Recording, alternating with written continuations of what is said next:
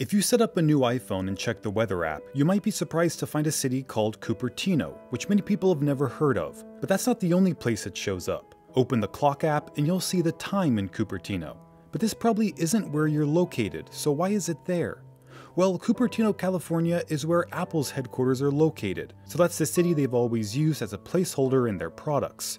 Although you can delete the city and add other locations that are more relevant to you.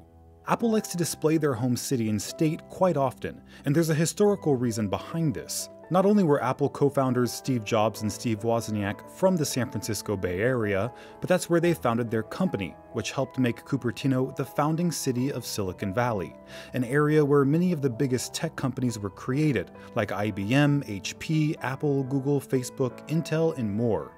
So the city offered incredible historic value, in addition to human capital. Since that's where tech companies were, that's also where tech workers were, making it easier for companies like Apple to acquire the talent they needed to remain competitive.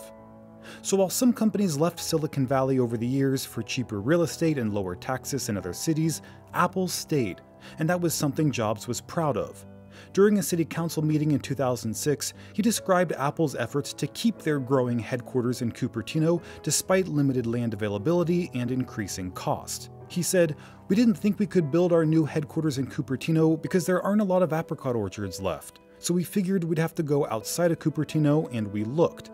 And you can get land a lot cheaper in some other places in the valley, but eventually we found something in Cupertino that could work, and it was a lot more expensive, but it allowed us to stay in the area that we liked." That's why Apple's pride in their city and state shows up in their products. Even the Mac's operating system, which used to be named after big cats, is now named after famous natural landmarks in California. So while you may not actually be in Cupertino, Apple wants everyone to know that they are.